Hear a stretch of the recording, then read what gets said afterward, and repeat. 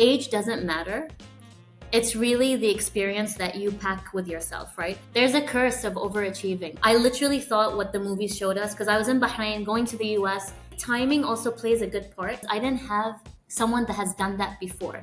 They come to us at a certain point of time when they actually want to break out into the marketplace that I didn't like working with. And I was okay by saying, I don't feel like we work together.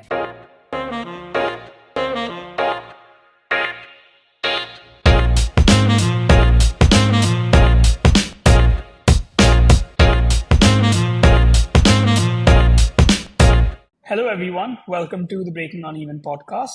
We love to talk shop, uncover the beauty of failures, and play a few games. Today, we have with us the founder and CEO of Andra Public Relations and Corporate Communications, Fatema Ebrahim. She studied a bachelor's in arts, communications, and science from the University at Buffalo, and her master's in public relations and corporate communications from NYU. After graduating, she worked as a community manager at Kippenhall, country manager at Action Global Communications, founder of Valopay, and now the founder of Andra Public Relations, along with being the host of FinEcho Podcast. So, Fatima, does that cover more or less your journey so far? Well, honestly, it feels really good to hear that intro every single time. I feel old for sure. But I think there's a lot of things that you've mentioned as well that I would love to kind of give you guys all the details, how it started. And I also want to talk a lot about failure, especially when it comes to Valopay. I think a lot of people always ask me about that kind of an experience because it was very important to me. And it was also kind of the shift that led me to where I am right now. But yeah, thank you. Cool. So we'll just play a quick little game to get into what you do a little more. Oh, God. Yeah. I have no idea what this game is. So let's go. Perfect. So we're going to play the Twitter Pet Challenge. Twitter is known for its 280 character limit on every tweet, which sometimes makes it a little difficult to convey your thoughts. It takes about 20 seconds to speak 280 characters. So you want to transfer this challenge to you to explain to us and public relations in 20 seconds. But we won't make it easy. You also need to use one emoji and one hashtag in your tweet. Any questions? All right. So, okay. So hashtags and like when I say the emoji out loud or do I? Yeah. You can say it out loud. All right. So, okay. Is there a timer? Yes. When you're ready, I will start the stopwatch. So 3, 2, 1, go. Andra PR is a Bahrain-based focused public relations and corporate communications boutique firm that was established in 2018. And in less than 5 years, we've achieved several milestones working with 80 plus clients within 10 plus key sectors and 12 plus high level and industry specific events within the FinTech ecosystem and other specialized governmental sectors. Hashtag public relations, hashtag FinTech, hashtag Andra PR, and the emoji would be a rocket. Amazing. You did go over 20 seconds, but I think you covered a lot in that. So we can definitely unpack everything that you mentioned through our conversation. This is the hardest thing. I talk a lot and I talk really fast. So 20 seconds would have been a complete failure from the beginning. But thank you. That was fun. Yeah, no, I think as far as one-liners go, that's a pretty long one-liner, but at least it captures a good amount. But, let's dial back the clock a little bit to when we've actually worked together in the past, which was, during 2020, we had a pro bono consultancy called ReShape Co. Yes. And where we put together students to, take over projects with real companies. So what was your thinking at the time? Why did you feel like students, why would you give a chance for students to help you out? Oh, this is an awesome question. First of all, I think when you ask for help, no matter what you're doing or what time that you're in, and 2020 was a very difficult time as well for a lot of people. And I think as I've gotten older, as I've met a lot of people, gone through all this experience working with my own company, I've realized that age doesn't matter. It's really the experience that you pack with yourself, right? So when I talk to Joel, I talk to you guys, I just initially was not going by, how old were you guys or how long have you been working in the sector? I was just kind of looking at all the awesome things that you've done and it made sense to me. Because I have mentors that are either 15 years old. My little sister is also a mentor. I have a mentor that's 50 plus. Your mentors are sometimes your parents, and each one has a different perspective. And I love every one of them, and every one of them actually tackles different specific issues at a different time. So for me, I think that was important, that you should ask for help based on what you need and not based on what that person kind of has. And I think when I had a conversation with you guys, the first thing that I remember saying after finishing that conversation was like, man, these people have done a lot. They've talked to a lot of people. They've done awesome projects. You guys have even done more than me in terms of globally in a region and on a regional basis. For me to get that perspective was actually something that I've been looking for sure. I mean, that's awesome to hear. And I think it takes a lot to accept that, help is there all around. You just have to be willing to see it. But delving a little more into that, can you give us one example of what your younger sister, an insight that she's given you, which, was absolutely revolutionary for you? Sure. So when you start your own business, there's a lot of fears and challenges that come with it. And I think this is an issue that I've seen with a lot of people, especially when they're like in their 30s, trying to raise a family, trying to make money, trying to provide. Your confidence and this imposter syndrome starts to kick in when you're older. But when you're younger, you don't really have that. When you're younger, you're on a drive, right? I want to do this. I don't care. I'm going to talk to this person. I'm going to knock on all these doors. You have nothing to lose because you still have that time. And even if you fail in a couple of years, that's okay because you can still make them up. But when you're my age and you're going towards 40, the one thing that you think about is perfection. I want to do this right. Oh, I don't know if I ask this person, it has to be like in a very, I have to do it in the very right way. It has to be 100%. So coming to talk to my sister about certain things, I see the way that she tackles things personally for her job or for in university or whatever she is in. She's not scared. So when I get jealous of that, I'm like, man, so what about this project? Are you sure that's 100%? She's like, no, I did my best and I enjoyed doing it. So I'm going to give it a go. And then whatever happens next, I'll probably learn from it. It's going to be progress. I used to have that thinking. But in this age, I don't have this thinking. So it kind of reminded me to say, oh my God, I need to kind of still go back to that kind of mentality where I have no fear and just give it all that I have, and mix that in with being a little bit consistent and persistent at the same time. But if you ask every person that has their own business or startup, I think once they pass kind of the startup early stage phase, their first thing is more fear, more challenges, more self-doubt, which is crazy because now you're wiser, right? You shouldn't have all these feelings. But they do actually kick in later on. So it's nice to have a perspective from the young people that are not scared to be out there, and a perspective from the older people that are more like, okay, consistency is key, persistence, still be careful, but not too careful. So there's just it's a good mix to have for sure.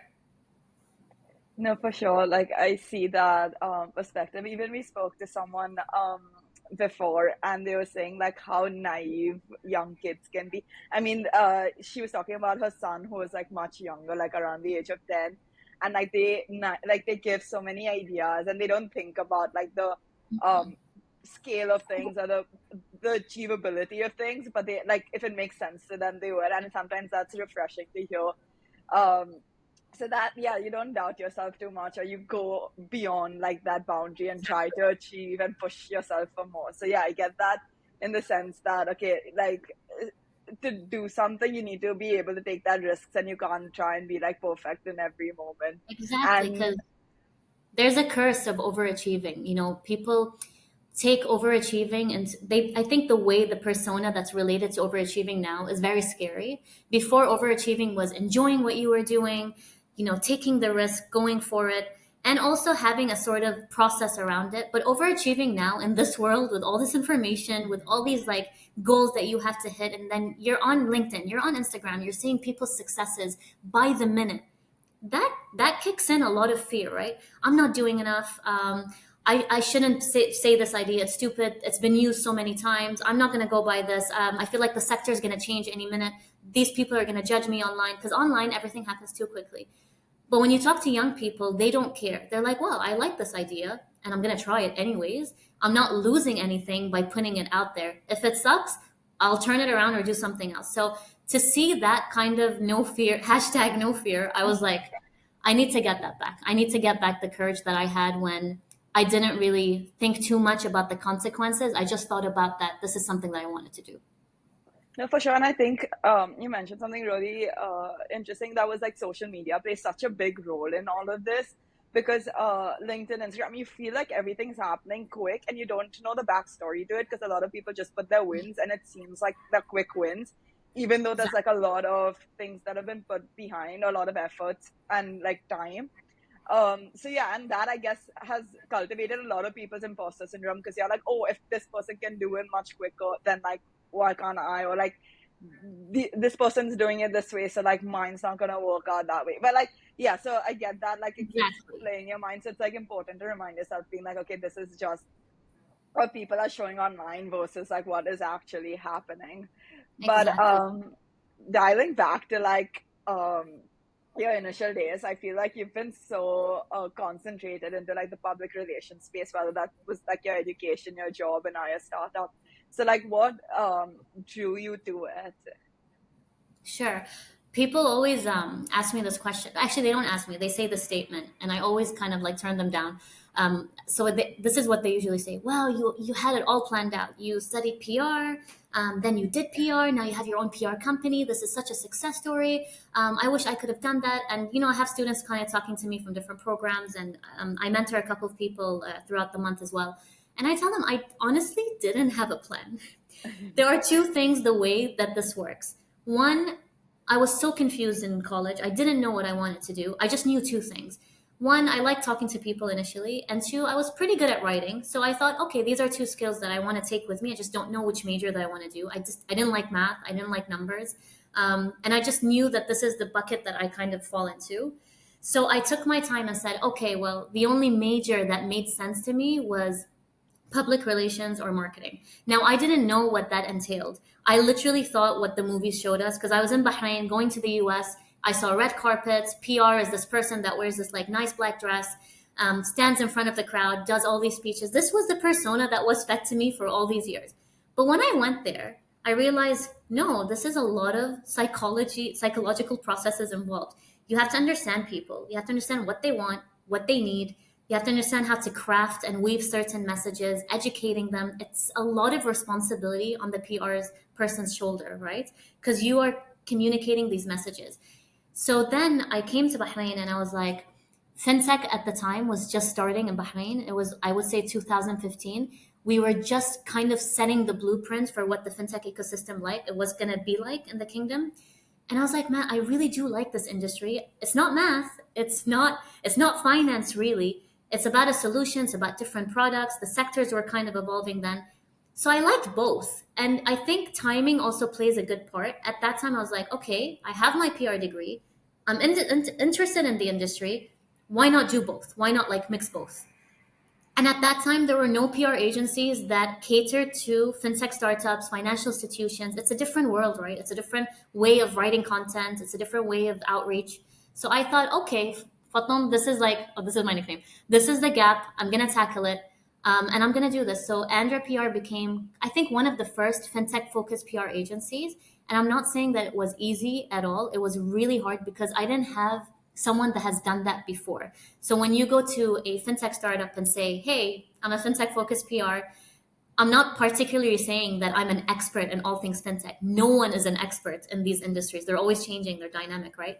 No, but I told them, hey, this is a sector that I'm interested in, and I've gathered enough case studies. I've gathered enough clients. I know exactly what kind of messaging that is involved. I know what kind of events you need. So it's not like red carpet events. You guys need educational workshops. You guys need focus groups. So the more I've done it, the more I've gotten better at it. And the more I got interested in seeing how a startup actually starts their journey with us and then eventually grows with Andra PR. And I think that's the most rewarding experience for me. So that's how it started. It's a lot of testing, a lot of risk, and it's also a lot of luck as well. Because it was starting at that time, I came in the right time. But obviously it takes a lot of hard work to maintain yourself throughout as well. I don't know if that covered it. 100%. I think it's so interesting to see that, like, on paper, it could look like something, like you said, right? Like, people have asked you how it could go from one to the other. How, like, yeah, it was all planned out, but in your head, it really wasn't. So, like, seeing that, like, transition is also definitely interesting. But, And I just want to mention, Anuj mentioned Valopay, and people still kind of ask me about that. And and Valopay was actually my first, I would say, failure story. And a lot of people, they always shy away from asking me, oh, you used to be the founder of Valopay. And they have this tone that's stuck to it. Oh, it didn't work out. Oh, so you didn't like the startup world. Oh, you're not, were you not up for the startup world? Didn't you like being a founder? Didn't you like the long hours? And I'm like, wow, like oh, all of really? these, exactly, all of this feedback was kind of like brought in by different people. And Valopay at the time was something that I wanted to kind of tap into. I had a couple of partners. I came to Bahrain. I wanted to try it out. And I was pretty honest about it. I didn't like the startup ecosystem. It wasn't something that I wanted to be a founder in. I wanted to help them from a PR perspective, but I just didn't see myself as a startup founder. It was just not the persona that I wanted to do. Whether I was not good enough for it or whatever the reasons are that people kind of feed into your head. Oh, if you didn't make it the first time, it's hard for you to have another idea or start over again. Because but think about it, it's easier for people to be negative because that's also where their fear stems from. If someone else fails and you fail, it makes you feel better than you failing and seeing someone else kind of like pass all the ropes and check all the lists. So I told people, I'm like, okay, the startup ecosystem for whoever's doing it, that's great.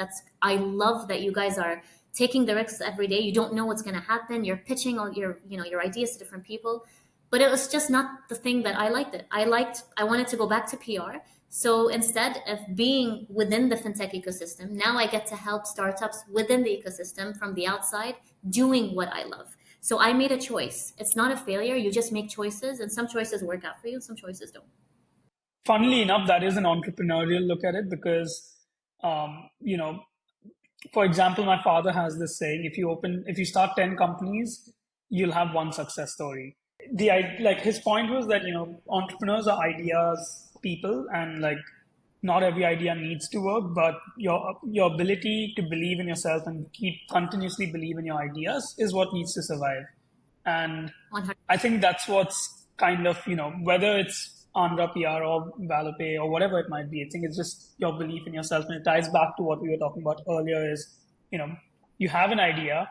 When you're 35 to 40, you might think that, hey, I don't want to mess with what I've got currently going. But then you need to remind yourself that, hey, I am an ideas person. This is what I have. But if we go into like slightly more detailed part of PR for fintechs, I know, for example, with PR and corporate communications, there's a lot of legal angle that you need to take care of as well, especially when it comes to highly regulated industries like the financial sector. Does that come into your role on a daily basis, and how do you tackle the legal side of things? So for us, I think that's not our main focus. Obviously, the startups that we work with understand the kind of the regulations that they have to kind of abide by in different regions. But in Bahrain, we're more, I think, focused on the way that they break into the marketplace. So the people that we work with, we don't help them, set up their business or do the legal part or all these technical things. That's something that they've done on their own, but they come to us at a certain point of time when they actually want to break out into the marketplace. So because whether your solution is the best solution in the world, if people are unaware of who you are, if they don't trust what you have, then you have a track record of being unreliable or non-existent. So for us, early stage fintechs, what we do basically, because the industry is continuously evolving and there's advances in technology all the time, just changes in consumer behavior. People think about things differently, and that kind of evolves all the time. So what we actually do is basically using their solutions to kind of tell consumers what it's really about. So for example, if you are doing an open banking solution, we're not going to people and we're not going to the public and telling them the technicalities of what open banking really is. The consumer that's going to use your solution is going to benefit from open banking in a different way. You can see all your accounts in one place. You can kind of see all your finances. It helps you manage. So it's really not about what open banking is as a solution. It's about what open banking can do for you as a consumer. So this is just one example. So basically, we're taking complex solutions, we're breaking them down, we're simplifying them, and we're telling people just like us why you need to use that solution. So fintech, a lot of fintech startups, when we sit with them and we tell them, okay, explain to us what you need from us in terms of PR. Oh, we want to tell people that they can integrate APIs and then they can create all these, these amazing softwares, and then the security system is the SSCD or whatever. I'm like, no. No one needs to know that. You need to know that. You need to know your security. If you're talking to an IT person, that's what you need to tell them. If you're talking to regulators, that's what they need to know. But what do people need to know when they use your solution? It's about financial inclusion. It's about financial diversity. It's about financial wellness. They're using your solution so they can better understand their finances. They know exactly what what to spend on, what they're spending on, what the categories are. And it's for people to kind of have that understanding. Now, I've used open banking as an example, but let's just say you have an edtech platform. When you go to schools, you're not explaining to them about how the software works in the background. You're explaining to them how it's going to benefit students and parents that are logging into your solution. So what we do basically is create the overall message of what your solution is solving for people, for normal people just like us. So this is what we do. Now, on a higher level with regulations, we help them navigate that by, connecting them with the right people. So let's just say a startup wants to come to Bahrain and they have no clue what the regulations are, or they have no clue how to set up their CR or where to go. We connect them. We say, okay, well, you can go to the CBB to understand more about the regulations. You can go to the EDB to help you set up.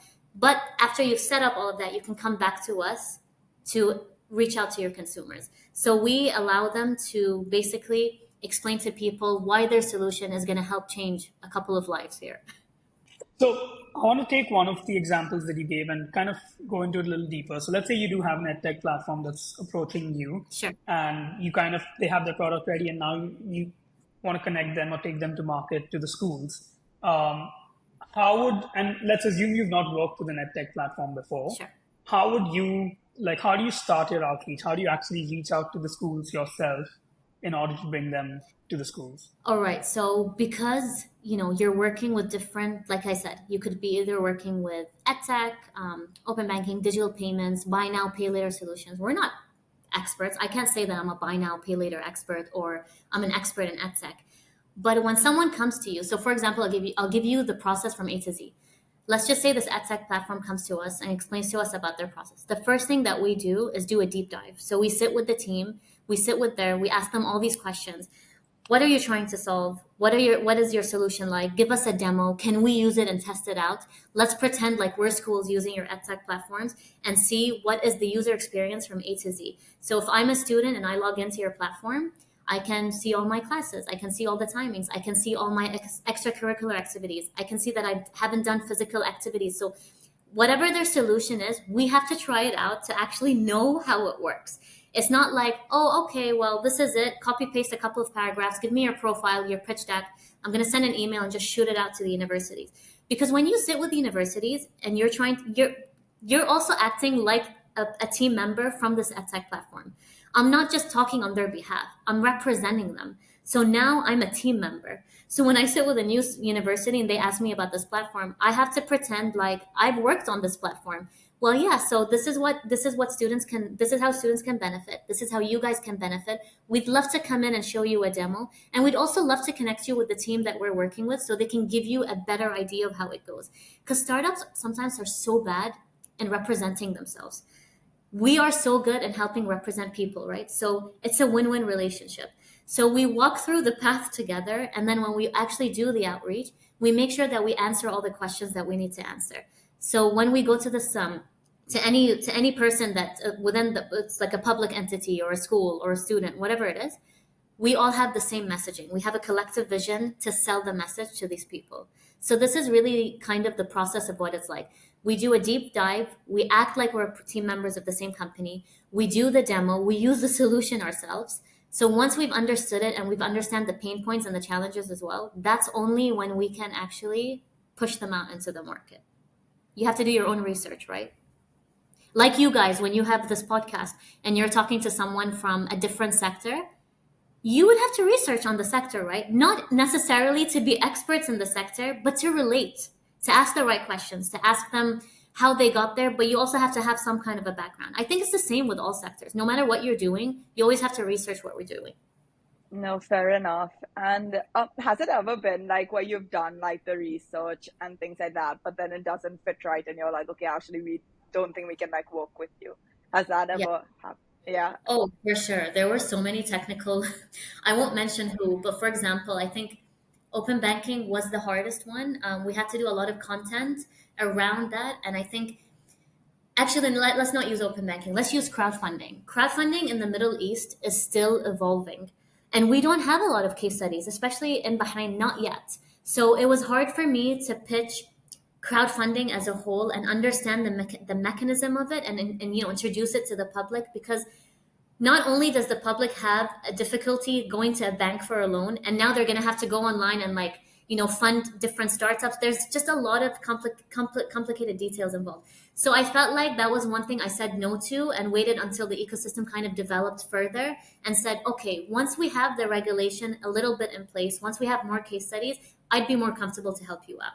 But right now, I think just give us time to kind of have that develop on its own organically, and then we can help you out. So I've been honest with a lot of situations. And there were some clients that we've worked with as well. This is another thing that a lot of people ask me about, that I didn't like working with. And I was okay by saying, I don't feel like we work together. We told you guys, for example, that this is what we feel would work for you, but then they were fixated on something completely different, but then they don't understand how the market works. So we give them our perspective from a Bahraini community. This is what public and the consumer wants. And they wouldn't really go for that. And so when they don't see the results because they didn't take our feedback, then this clash sort of happens. But it's okay to say no to certain clients that go like, okay, this is how you guys want to do your outreach to the market. It's not working. If you think that the problem's with us or the problem's with the solution, whatever it is, sometimes things don't work out, and it's okay to walk away, for sure. No, yeah, being honest about whether you like working with a company or not, that's like difficult because a lot of times people just take, um, I guess, take the shit in the sense like they'll put up Yeah. with it instead of building that boundary, being like, actually, I do not enjoy working. So like, let me find some other company to work with, or like stop that thing. So that, yeah, that was interesting. Um, but yeah, along with Andra PR, you also have the FinEcho podcast. So how did that come to be? It's a completely new project. If you go on YouTube right now, I'm not a person, I'm a very straightforward person. I wanted to do a podcast. I had no clue on how to do a podcast. So I partnered with someone, Booksobia, the company Booksobia. They do a lot of creative and brand outreach. And I told them, we were kind of just having a conversation in a coffee shop, and he brought up the idea, we don't have a finance focused podcast in Bahrain. Why not try one out and kind of see how it goes? Because I feel like there's still not one platform that really kind of talks about the stories of all these companies, their failures, the challenges that they went through, and all the awesome things they're doing. It's just static posts. They have Instagram, they have static posts on LinkedIn kind of showing what they're doing, but you really don't hear about the nitty-gritty details, right? So we kind of wanted to do a podcast where educates consumers about these solutions, but we don't promote companies directly. We actually promote the solution as a whole and then indirectly use them as an example. So it's more of educational focused. Now, did I know what it takes to do a podcast? No, hell no.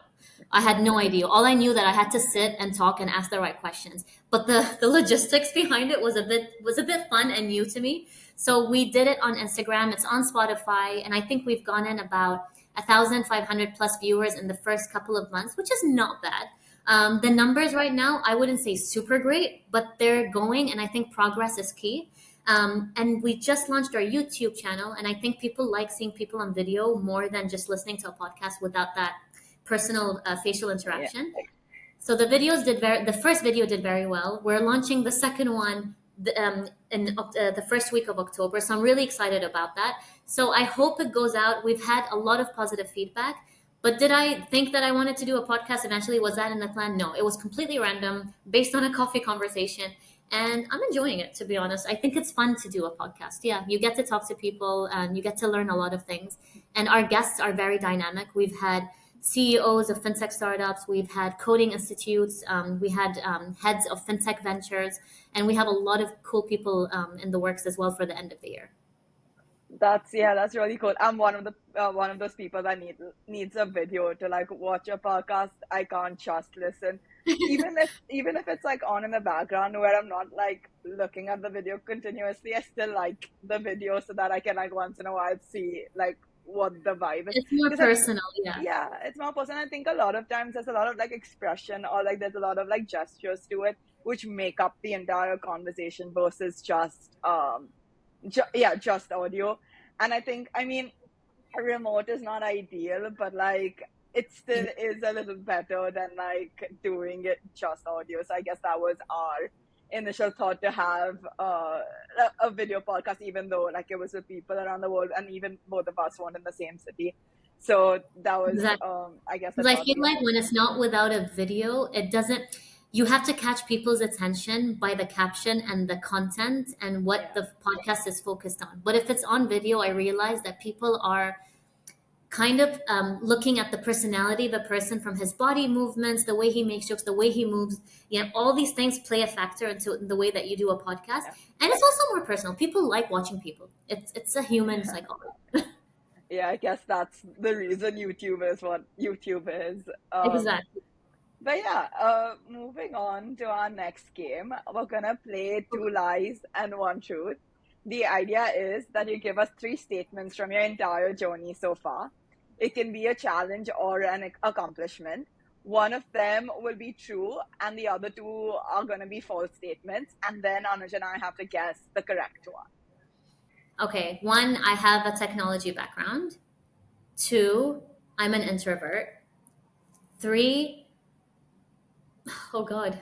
3, I failed clients 3 times. So just to confirm, it is 2 lies and 1 truth, right? Yes. Oh, this is the worst game for me. Okay. No, you're doing pretty well. Yeah, it's quite a tough one.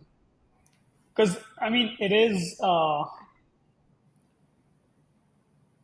conflicting. Like, I would think that you being an introvert is false because you're in PR, but maybe it's the truth because it's like, ironic. So you know what? I'm gonna go with that. I'm gonna go with That's the you truth. think you're Janvi, what about you? I'm gonna go with you failed your clients 3 times. I think Anuj is right. I am an introvert. I'm the kind of person, and it's weird being in the PR industry. And I tell everyone, a lot of people don't see me in a lot of events or networking or conferences unless it was a workshop that I was hosting. And sometimes I'll go to certain ones that bring value. But I like sitting behind the screen, writing and strategizing. Like if I could go back a few years, I wouldn't even be in the spotlight. I think life placed me in certain situations where I had to teach myself to be that person. But I'm a complete introvert. I like sitting at home reading books. If a client comes up, I always push my team to go to like do the presentations, do the interviews, be in the events, network. It's not my thing at all. And honestly, I can tell you, networking to me still, it comes with practice. It is the worst thing. It is like a nightmare for me. Even though you see me as someone that can talk, that can do presentations, like I can present to 300 people, that's fine. But that took time. But do you think that I like doing that or like going to these events and doing all these things? No. If I don't have to go somewhere, I wouldn't have to go. I would like to sit and just kind of like work on a strategy, do the creative campaigns. I'm kind of the brainchild behind the laptop. So, and everyone says in now, if you're in PR, you need to be always out there. You can't be like home for a second. You always have to be one event after that. I hate that. I think you can be whatever you want to be as long as you do the work and you enjoy it and you do it right. There's no persona tied to a career. You know what I mean? I've seen fintech startup. I've seen founders that are very shy, that don't know how to say 1 or 2 words. Obviously, they would have to learn to do that, but they've stuck to that personality. I think you get to choose what you want to be as long as you have a good balance, right? So that's what I've been doing. But yeah, I think I completely consider myself as an introvert for sure, and I enjoy it. No, I think it's also about as a founder, you have you have the possibility of getting the right team in place. So you might be an introvert, but as long as your team isn't, Yeah. you're fine. And I kind of I resonated what you're saying quite deeply because, for example, yesterday I was at a conference Yeah. and I had gone for networking and I just sat in one like corner and I kind of learned from the conference everything that wasn't to do with networking because we do events. So I learned a lot about the production and all of those things.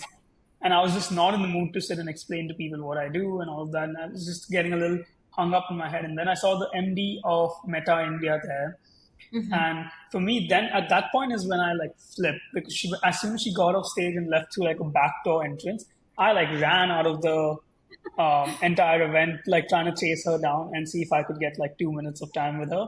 So I'm an introvert, but then when it comes to like that one particular person I want to meet, then I go like, I'll do Exactly. whatever.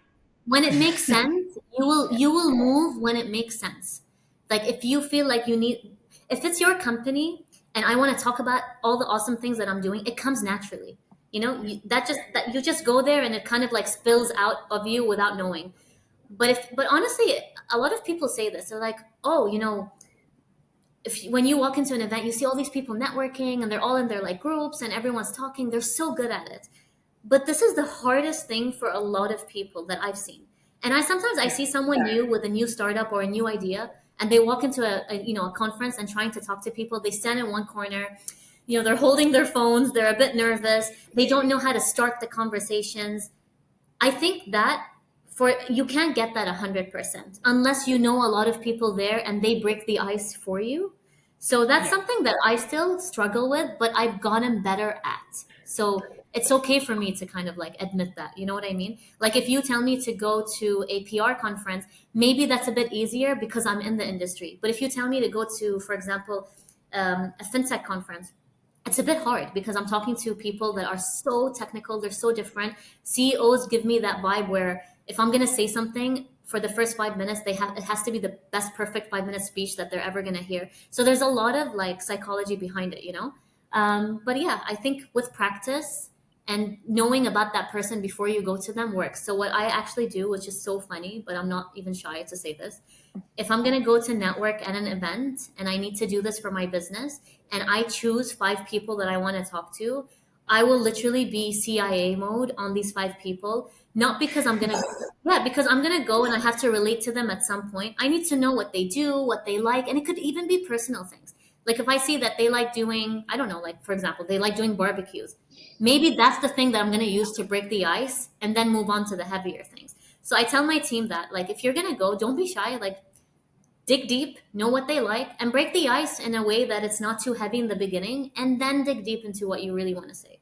Yeah, no, I think it is more of a personal connect, and it just high chance. It For means sure. that they'll remember you more than if someone just came up to them and said, "Hey, you're this one from this company," and whatever, like some kind of past public story. And But with that, obviously, sorry, go for it, Johnny. sorry, I was just gonna say that, and obviously people love it when like it boosts their ego a little, being like, okay, this person has put in the effort to like actually know who I am and has Yeah. put in like wants to speak with me. So you're gonna be more open and accepting of what they are saying and like trying to like help them back. So I think like in a way when it's networking, I think that's like a great strategy to use overall just to see like to get the in, right? Like you're differentiating yourself from the rest of people that are just having the same, because you're skipping a few steps. Like you know what they do, you know what they're doing. So Exactly. you're like not asking the basic It's like questions, it's but you like a know. strategy. If I know someone just came back from a conference in the Maldives, for example, the first thing that I might say, and this is a strategy that I've worked on for networking, and it works. I'll go to that person and be like, "Oh, by the way, I saw that you recently went to the Maldives for this conference. Looked really interesting. I'm actually thinking of maybe going to some place like that. Never been. How was that? And I just actually, if I could take 2 minutes of your time, but because I started off that, they get so excited knowing, wow, this person is not coming to me in a cold call kind of a way. This person actually knows some of the things that I've done, and it makes them excited to kind of explain again. It's funny, but it's small tips that actually work. Cool. So with that, let's go to our next game, Okay. which is called Red Flags. So we're going to give you three situations. Okay. Within each of the situations, there are two things that are going great and one that's not so great, the red flag. And we would obviously adapted these situations for Andra PR. So situation one is that Andra PR has worked with 100 plus clients in the next 2 years. Andra PR has added five more services for clients, but Andra PR is not growing beyond Bahrain. Situation two is that Andhra PR has held 50 plus key events, will hold 50 plus key events in the next 3 years, will expand its effort to the remainder of the MENA region, but there's a high employee turnover of 20% year on year. And situation three is that Andhra PR implements a recognition and rewards program to acknowledge and celebrate the achievements and contributions of their employees. Andhra PR actively participates in community engagement activities and social responsibility initiatives, showcasing a commitment to giving back to society. However, you have to say no to your biggest project so far because of a conflict of interest. So, Okay. which situation would you rather be in? Which situation would I rather be in? Um, hmm. I think I would be in. No, what's your biggest two conflicts of interest issues? I have to choose one situation, right? Yep. I think I would do situation three, and I'll explain why. So, situation one, Andra PR is not growing beyond Bahrain. I think that limits the company right there and then. And because I'm working in the fintech ecosystem, the best ecosystems right now is Saudi, Jordan, Egypt, and that kind of makes Andra PR a bit too local. So it kind of limits my success path and makes me feel like I'm just a local company. So definitely not. I think, and it also limits my progress. If I'm not going to grow beyond Bahrain, then what's Andra PR really doing, right? There's other regions that I want to tap into. Situation two, I truly believe that people are first. And for me, the happier my employees are, the more empowered they are, the more important that Andra PR becomes and the stronger that we become. I don't think I can do even more or expand my efforts if I don't have the team that with me that's happy to be with me and is passionate about what we do. So situation two is not going to work. Situation three, social, recognition rewards program, that's definitely how we are. Celebrating our achievements, that's definitely how we are. We participate in community engagement, that's what we do and we're continuing to do. And if I have to say no to my biggest project to get the first two done, I'm okay with that because projects come and go, but the way that we do things don't, and that's like a factor that will stick for us forever. So yeah, I don't know if I answered that right. You answered that in the most crisp and like brilliant manner we have seen on the podcast so far. I mean, that was so well broken down. Because it's from Um, the heart. I don't care if I have to say no to the biggest client, if I'm not treating my employees well, and if I don't, I love my team. We all have the same vibe, we all have the same dark humor.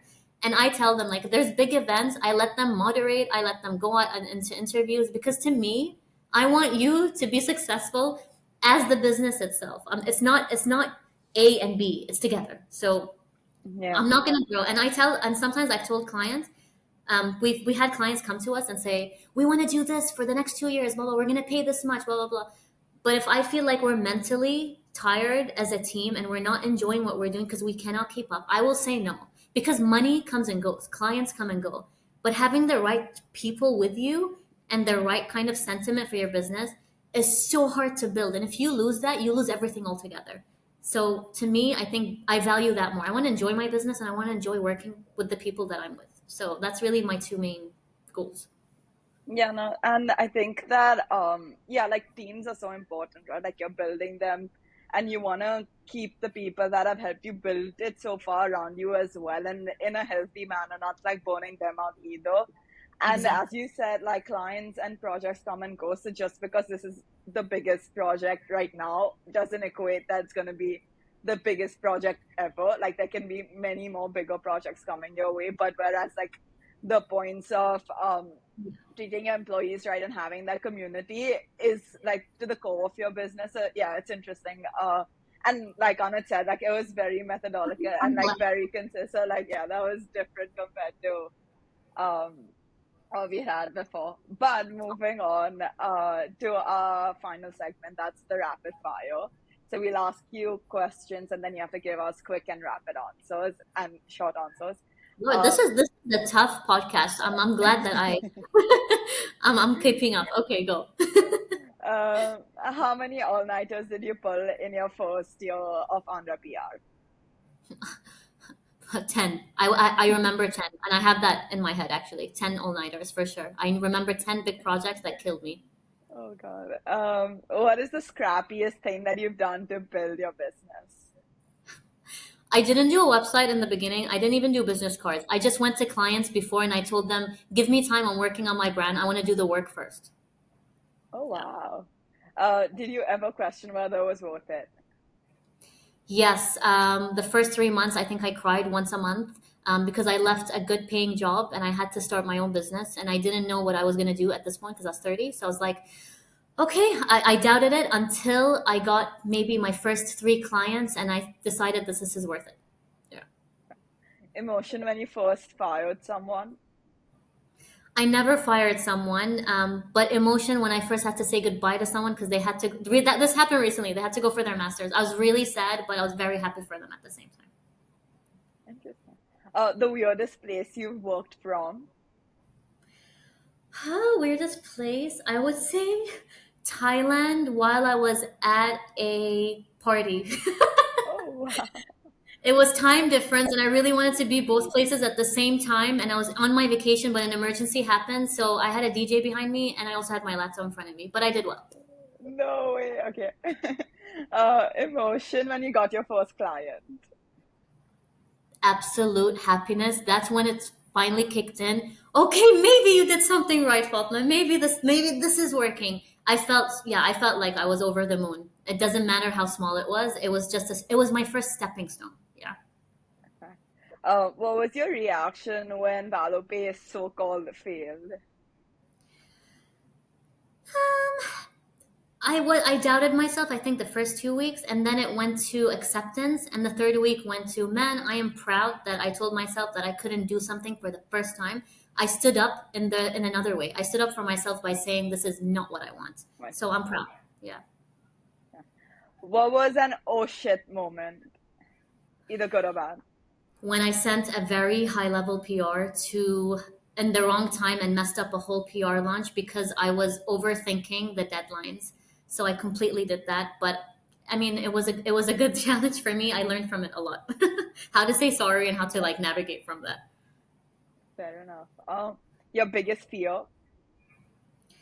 My biggest fear is not really failing Andra at this point. My biggest fear is to be looked at as not a leader, but as someone that has a company that just pushes people to do things beyond their means, working out, kind of overworking, being a workaholic, not really enjoying what they're doing. I don't want to be that person. I want to be a calm person that really enjoys what they do in life and it just kind of replenishing the moment. You know what I mean? Yeah. Would you ever retire?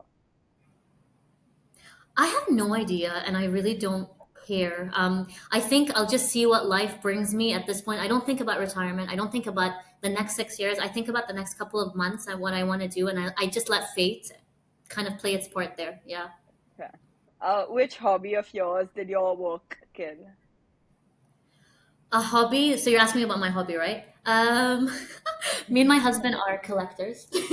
Oh, So I love watching anime. I love writing songs on the side, and I think I said this to one of your colleagues before. I'm in the midst of writing a book. It's not going so well, but I'm doing dark fiction. I love watching crime, psychology, all of these things. So these are my three top things. Yeah. okay, so like work didn't kill any of your hobbies then. Uh, do you prefer books or podcasts? I still like old school books, but in the car, I love podcasts. So sometimes I'll be driving and I just love listening to people talking about things. It just eases my driving experience. But I love reading books when I'm at home on a couch. iPad or notebook? Notebook for sure. I think I buy 10 notebooks a year just for fun. Yeah. Are you a morning person or a night owl? I could be both. I started out as a night owl. I would work from midnight till 4 a.m. when I first started because that's when Wow. I was creative the most. But then I turned to a morning person because I said, "Oh wow, all the time that I have left for myself if I do wake up this early." So now I'm a morning person. I wake up at 7 a.m. Every day, do my routine, and then I finish work. And when I say finish work, I close my laptop exactly at 5, and then do the fun things that I like after that. Yeah. Nice. Your favorite social media platform? I'm not on social media personally. I know this is weird. I got off social media a few years back, and I've been the happiest since. I just use social media for my company to see what the trends are and how people are doing some of their content. But my favorite, I think, so far, I'm not on TikTok, so I don't know. I would say Instagram still. Yeah, I think it packs a lot into one platform. Yeah, but I'm the wrong person to ask. Fair enough. No, that's interesting that like you're off social media because so many people want to go off it, but they won't take that step because like you pull away from like interactions because a lot of people also now stay in touch through social media. So it's like not the best way of staying in touch, but I it's mean, when I was interesting. in the States, I needed social media to connect. But now Yeah, that I'm here in such a small market, I found it the best way to kind of like get off everything. And if people want to reach you, you have WhatsApp and you have, yeah, video calls. So it made things a bit easier. And for me, social media honestly just kind of made my imposter syndrome a bit weirder. yeah. I kept scrolling, and every time I went somewhere, automatically, psychologically, I would want to take a picture of what I'm doing, and I just didn't like that. I wanted to be in the moment, and I think you can pay for a lot of things, but you cannot pay for peace of mind and being in the moment. So, Yeah. as hippie as that sounds, it's so true. And as you get older, it's the hardest thing to do, really. Yeah, and like you're away from all the clutter as well, right? Like there's so much like even nonsense on like social It's media. Like you're amazing. not It's cluttering amazing. your mind. Yeah, I don't know what the best baby shower was. I don't know how this person traveled to 80 plus countries. I don't feel like I'm small anymore. I feel like I'm doing things and I'm enjoying them for myself, and nobody needs to know about them. And if they do, they can call me and ask. Yeah. Fair enough. But yeah, that concludes the rapid fire segment, I bringing had us so to much the fun. end. Yeah, and before we let you go, we ask every guest to ask our next guest a question. So first, we'll ask you the question our previous guest asked, and then you will have a chance to ask our next guest one.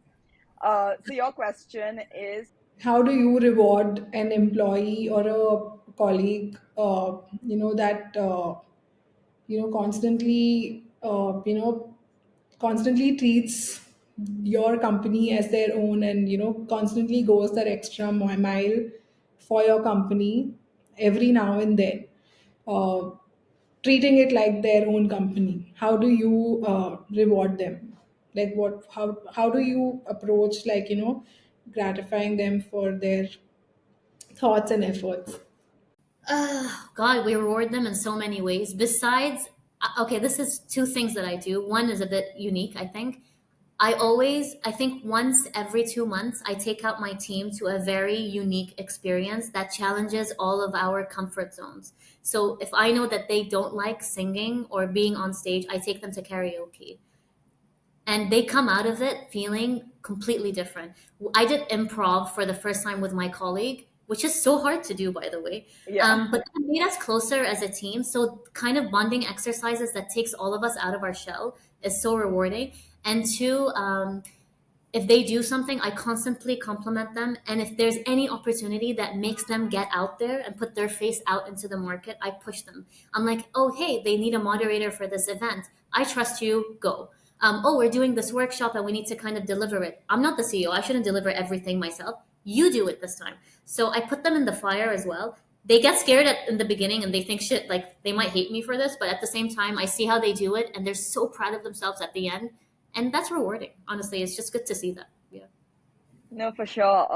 No, it's interesting. I really like that you take your colleagues out, and especially uh, to experiences that they're not comfortable in. Like that makes a massive difference. Because yeah, I would call in sick if I was on that improv day. I was like, I do not want to do that. But no, like exactly. Like if that's something that like I'm scared of, but someone pushes me in an environment where it's accepting and friendly, like you get over those fears. And I think that Yeah, eventually in a work setting that would really like help for people. sure, for sure. It's Even interesting to yeah, no, for sure. And even if it's not anything to do with like your day-to-day work, right? You're just building your employees' confidence and even like I think again, when someone puts trust in you to go and do like those be a moderator, be in front of like that many people, like you feel like okay, if someone else has because you question whether you can do it or not, but if someone exactly. else puts their trust in you to be able to do that, like you're gonna do everything to make them feel proud as And I well. don't care. I don't care if they mess up. I think a lot of people always want their employees to be like right, like you have to say the right thing. You can't represent us that way. What if you can't mess up in this event? I don't care. I feel like that will happen event anyways. That it needs to happen. How would they know? And you're not perfect in the sense, I'm not. I wasn't born a founder of a company. I've done so many bad things or wrong mistakes. So I don't hold that against them either. So if they mess up in certain situations, I always, and they know this. I tell them it's fine, it's okay, it's okay. Let's just learn how to navigate from it, and for the next time, at least now you know. So, Yeah. yeah, it's good. But yeah, thank you so much. Thank It's you been an guys. absolute pleasure. It's been great speaking with you. And I I think your really journey, and I really think your podcast is so unique. There's a lot of engagement to it. It's very personal. So I'm actually honored to be a guest on your podcast, and I hope people like the content.